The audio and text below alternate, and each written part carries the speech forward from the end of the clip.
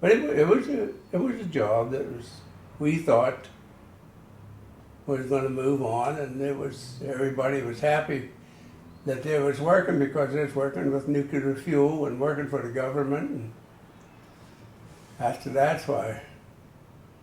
we got a little wiser, older and wiser, why we realize what's going on now. Well, the nature of the beast is you can't see it, smell it, taste it. And since there was no emphasis placed on it, even the little bit of training you had when you went in, you thought, well, what am I getting into? This was all brand new at the time. You have to remember. These people, I and all these other people needed jobs. You needed a job. You needed a job. to work. There's no work around here. And it was you didn't make a whole lot of money. Buck and a half Buck hour. and a half an hour. That's what we But started. you had that $90 every week coming in, So that helped out a lot, just because you had a steady job. Well, I came from down at the Allegheny Level because I was laid off all the time. So I ended up working there and just stayed there for 10 years.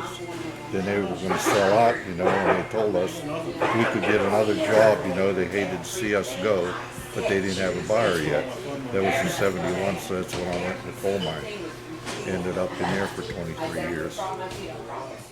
It was nothing but an old steel mill. They come in, remodeled it, but it still had the dirt floor, and it was colder than heck in there in the wintertime. And as soon as we left the front entrance to the place, we had to put on lab coats and they call booties, covers over our shoes to walk through the place. And the place was, after you got down through the plant, it was saturated with acid. And half the guys come out with their shoes burned off of them. After a couple months of work, their shoes would be eaten off of them. And then I was transferred down to the petroleum plants in Parks Township, and I thought I was walking into a palace. It was clean and nice and everything, but we still didn't know the danger of the place. In 1965, working at Numec, we had predominantly plutonium and uranium that we worked with. The plutonium was contained in glove boxes and the uranium was in the open atmosphere. There were no controls on the workers. We didn't understand what we were dealing with at that time. We had, again, things in the open air, and we worked in glove boxes. The glove box was a plastic plexiglass cube with rubber gloves in it, and you handled the toxic materials, the plutonium, with the rubber gloves like you were working with it on a shop bench. So you had all the hazards of a shop bench. There were pointy things, there were sharp things, there were jaggedy things, and quite often, on a daily basis, little holes would perforate the rubber gloves you were wearing. And you would come in and out of the glove box many times during the morning. And the only time you monitored was when you were leaving the facility. They had a little hand monitor there when you were leaving the fab area. And many times at that area, people were caught with contaminated hands, contaminated forearms, contaminated shoes.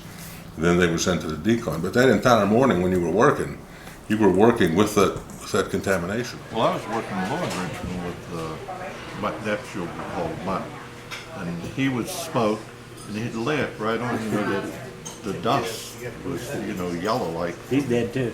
Yeah, he'd lay a cigarette on that, and I'd say, Mutt, don't smoke that cigarette when you're laying it in uranium. Oh, he said it won't hurt you, and he'd blow that off there. Yeah, And that's what it did. A lot of people. Well, I didn't think it would really. Yeah, a lot of people do. Bother you, Especially right? if it was low and rich, they figured you were safe there. Minor incidents. I was never involved in a giant major incident like a glove box explosion. I was contaminated many times. The glove would get perforated. Sometimes you knew the glove got perforated. You pulled your hand out and you knew that now your hand was contaminated. So you went over, they had a little room. You went over and you washed your hand. If that didn't get it off, you contacted health safety. They may put potassium permanganate on your hand. They would dissolve potassium permanganate crystals and make a liquid out of it. You would dip your hand in this potassium permanganate, it would turn your hand purple. You would leave it on your hand for 4 or 5 minutes. I think 2 minutes is the max recommendation now. But at Numec, where there wasn't a guideline, after it was on, what it would do would oxidize a layer of your skin. Then you would dip your hand in sodium bisulfite, which would neutralize potassium permanganate, turning your hand back to its normal color again, also taking off a couple layers of skin. If that didn't work, they would put a rubber glove on you, tape it to your wrist, and then you would sweat the remaining plutonium out of your pores. My hands were so contaminated. They used this. You remember that stuff they used? Permanganate? Yeah. That purple stuff? Right. They washed my hands for 8 hours. Yeah. And never got them done. You know, when you look at it, this element, when you're talking about uranium, enriched uranium, plutonium, these are the most dangerous elements known to man. And in some of the ways that these workers were describing and how they were exposed to it, how they worked with it, what was done, the lack of controls. These guys were cooked on a regular basis, and the priority was to get the product done. The companies and the agencies didn't really have a care and concern about these workers at the time. In 2003, I was diagnosed with a bladder carcinoma. I had that treated, spent a few days in the hospital, recovered from that bladder tumor. Well, I started out in '88. I had a right kidney removed, and then in the early part of the '90s, I've had 3 heart attacks. And then I moved up on into '96, had the bladder and prostate taken out, which was cancerous. And somewhere in '03, I had a triple bypass, defibrillator, pacemaker, and that's about it with me. And I'm one piece yet. My name is Gary Walker, and I'm 67, and I worked at the plant for 30 years. I started in 1959, and I got hurt in '83. After '83, my kidneys quit, and I was on dialysis for 2.5 years. Then I got a transplant for 13. After the transplant, I got cancer, and I'm waiting right now for another. I'm on dialysis again. I've been on for 3 years, 3 times a week, Monday, Wednesday, Friday, 6 in the morning to 11, and I'm waiting for a kidney right now. Yeah, I had my paperwork turned in on July 31st of '01. And we had a lot of paperwork. I have a stack of paperwork down there. It must weigh 30 pounds.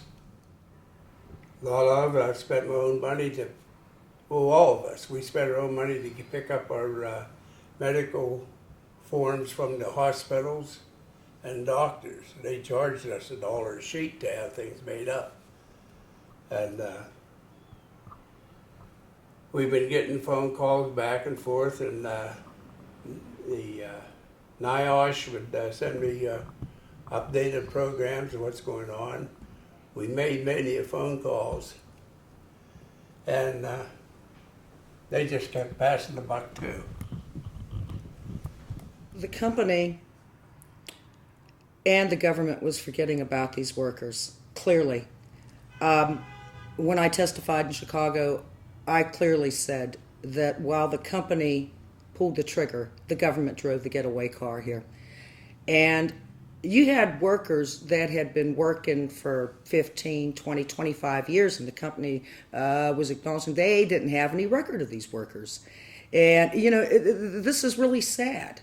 When they were mandated by federal law to keep these things, It was the workers, but it was families and the grassroots efforts involved in this because of the enormous amounts of cancers. And it looked like a growing, good place to go to start a career. And you got your little bit of training. You went into the facility with a little bit of apprehension, what am I getting into here? But when you went in, it was very friendly. There were no regulations, there were no people bossing you around. You got into the facility and you became friends with people. The longer you stayed there, and the less restrictions that were placed upon you, it was an everyday thing. You reported there 6 days a week, 7 days a week. Nobody got sick, nobody got injured. For the most part, there were a few little accidents, but everybody looked happy. Little did we know the contamination was on you and in you and on your shoes and on your pants. And after we got down there, what was floating through with the plutonium in the air. And so we was actually dumb about it. We didn't know it. And the people there, some of them knew it, and they never told us. So after all these years, why, this is what's happening to us.